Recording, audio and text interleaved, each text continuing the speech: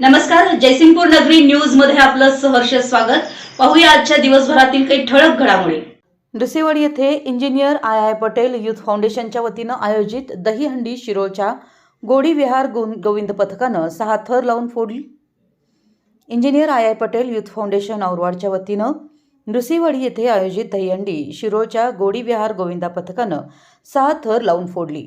यावेळी विजेत्या संघाला सामाजिक कार्यकर्ते आय पटेल यांच्या हस्ते 1,11,000 रुपयांचं बक्षीस देण्यात आलं। कैलासवासी चिमासाहेब जगदाळे कॉलेजवर या दहीहंडीचं आयोजन करण्यात आलं होतं।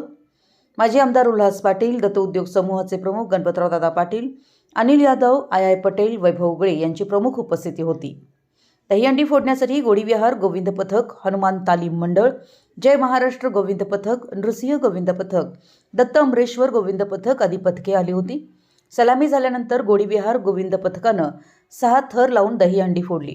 यावेळी विजेत्या संघाकडून जल्लोष करण्यात आला।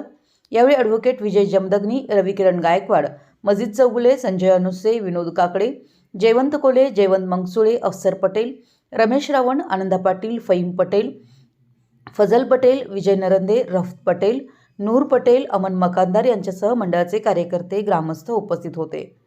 दहीहंडी फोडण्यास सुरुवात झाल्यानंतर कुटवाड येथील नृसिंह गोविंद पथकाला खेळापासून अन्य संघाने रोखल्यामुळे वादावादी झाली होती। गतवर्षी नृसिंह गोविंद पथकानंच हंडी फोडली होती, तरीसुद्धा यावेळी खेळण्यापासून रोखण्यात आलं। अखेर आयोजकांनी नृसिंह पथकास सलामी सादर केल्याबद्दल 51,000चं पारितोषिक देऊन या वादावर पडदा टाकला।